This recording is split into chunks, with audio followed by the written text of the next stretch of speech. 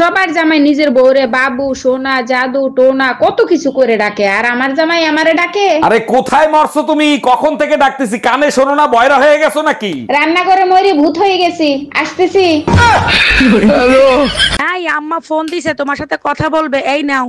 Hello জামাই, শুনলাম কোরবানির ঈদে নাকি তুমি কোরবানি দিবা না? জি আম্মা, আপনি ঠিকই শুনছেন। শ্বশুর আব্বার আমি মিলে এই সিদ্ধান্ত নিছি। জামাই, কোরবানি তো আমি দেবই, হয় গরু দেব না হয় তোমার শ্বশুরে দেব।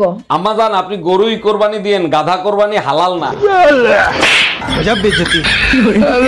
জানো, একটা বিষয় আমার মাথার ভিতরেই ঢুকে না, ম্যাগের ভিতর থেকে কেমনে বৃষ্টি বের হয়ে আসে? তোমার নানা তো মাঝি ছিল, উপরে গিয়েও নৌকা বায়, যখনই বইটার খোসা লাগে তখনই ওইখান থেকে বৃষ্টি পড়ে।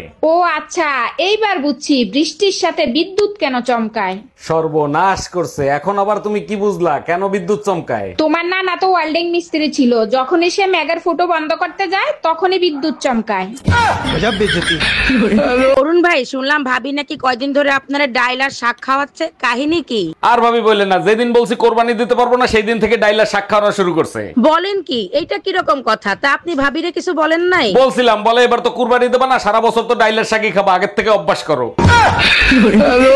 এই কই তুমি? তাড়াতাড়ি বাজারে যাও, বাজারে যে মাছ আর মাংস কিনে নিয়ে আসো। মাছ মাংস কিনে অযথা কেন টাকা নষ্ট করবা? 4-5 দিন ডাল ভাতই খাও। দেখো, শাশুড়ির একটা লিমিট আছে, 4-5 দিন ডাল ভাত খাবো কেন? আরে বোকা, 4-5 দিন পর তো কোরবানি, তোমার বাপের বাড়ি যেয়ে কবজি ডুবাই গোশ খাবো।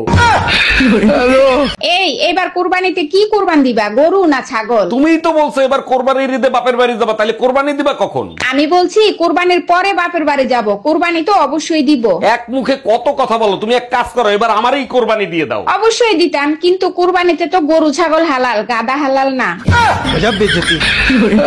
এই তুমি আর আব্বা না গরু কিনতে গেলাম, গরু কই, আব্বা কই? তোমার বাপের নিয়ে গরুর হাটে তো যাই নাই, নিজের মানিজ্য সব ডুবাই দিয়েছি। দেখো, বাপ তুলে কথা বলবো না। কি করছে আমার বাপ যে তোমার মানিজ্য চলে গেছে? তোমার বাপ গরুর পাওয়ার ব্যাংকে হাত দিয়ে জিজ্ঞেস করে গরুর দাম কত। জানো, একটা বিষয় আমার মাথার ভিতরেই ঢুকে না, ম্যাগের ভিতর থেকে কেমনে বৃষ্টি বের হয়ে আসে? তোমার নানা তো মাঝি ছিল, উপরে গিয়েও নৌকা বায়, যখনই বইটার খোসা লাগে তখনই ওইখান থেকে বৃষ্টি পড়ে। ও আচ্ছা, এইবার বুঝছি বৃষ্টির সাথে বিদ্যুৎ কেন চমকায়।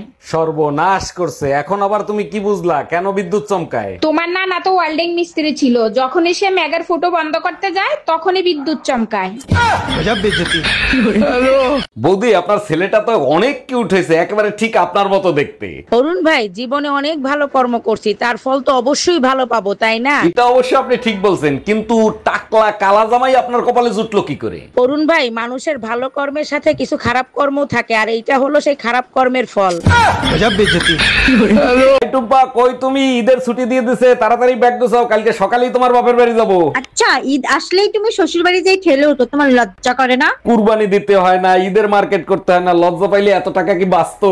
1 মিনিট দাঁড়াও, মা ফোন দিছে। হ্যালো মা, বলো। জামাইরে স্টেশনে পাঠাই দে, আমরা 1 ঘন্টার মধ্যে পৌঁছাই যাবো।